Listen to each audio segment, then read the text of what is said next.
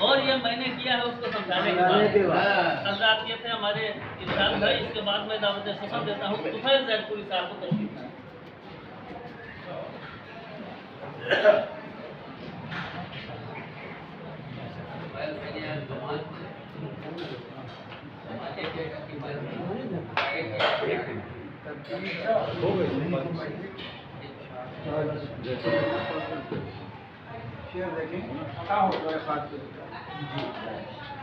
कि बेटा ही अपने बाप को तू बोलने लगा, बेटा ही अपने बाप को तू बोलने लगा, अपना ही खून तर्ज अदू बोलने लगा।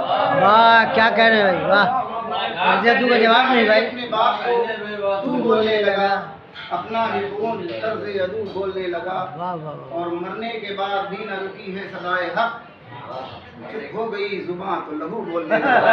वाह क्या कह रहे हैं। मरने के बाद भी न रुकी है सदाए हक, चुप हो गई जुबान तो लहू बोलने लगा। बहुत अच्छा शेर है। वाह वाह वाह वाह। क्या कह रहे हैं। वाह वाह वाह।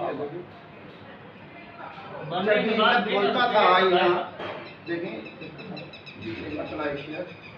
जब भी लफ्ज़